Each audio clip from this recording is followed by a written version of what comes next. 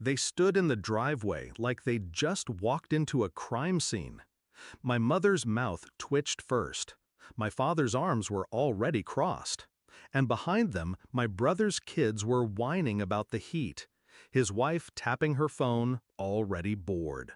"This is it?" Mom spat, motioning to the modest white bungalow with a red door and a narrow porch. "This is your big new house?" I nodded, calm, silent, watching her realization curdle. "Where do we sleep?" she barked.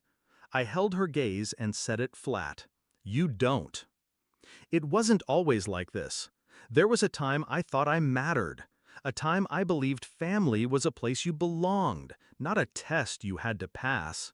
But I learned early, my brother was the sun and I was the shadow.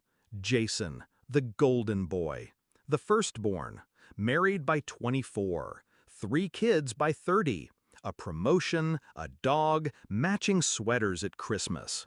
Me, I studied hard, stayed quiet, paid my own tuition, got a job, bought a car, alone. Every milestone was met with a shrug.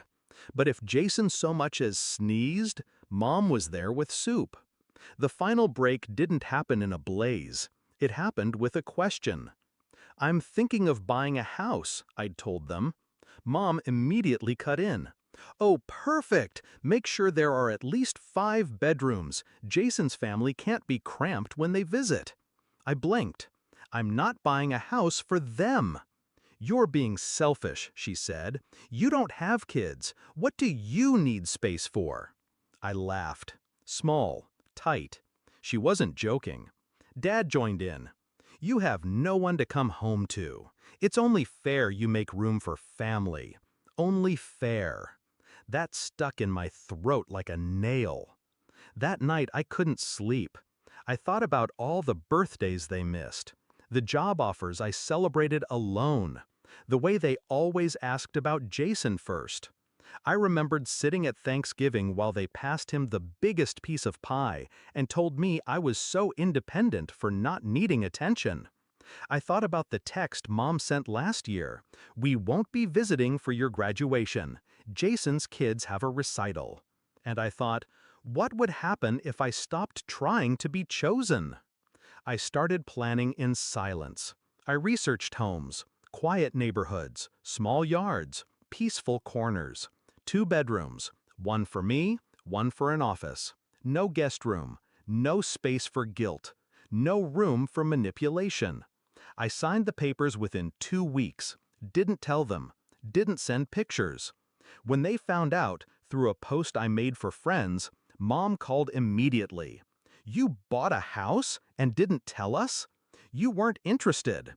"Of course we are. We'll come this weekend. Make sure the kids have space." That was the moment, the one I'd been waiting for. I said, "There's no space for them." Silence. Then the shriek. They still came. They thought I was bluffing. They pulled up with luggage, car seats, expectations.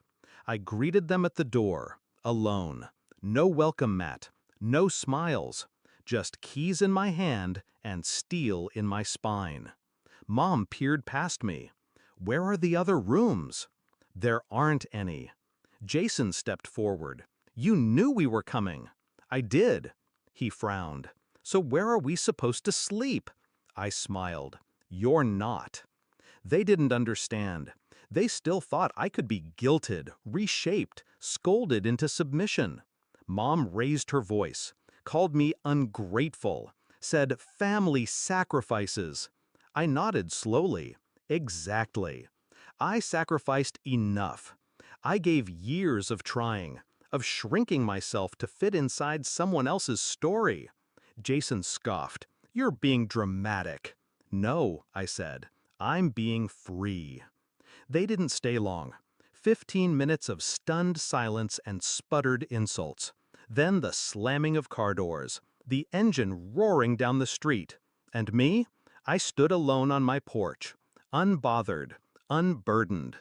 The house is quiet now, my kind of quiet. Mornings with coffee and sunlight, evenings with books and silence. No forced smiles, no adjusting to fit. Just me, breathing easy for the first time in years. They call sometimes. I don't always answer. And when I do, the tone is different now. Measured, hesitant. They ask about visiting. I say I'm busy. They ask if I'm angry. I say, not anymore. Because this isn't about rage. This is about reclaiming. People think revenge is loud, but the loudest revenge is peace. Mine is a 2-bedroom bungalow and a locked front door.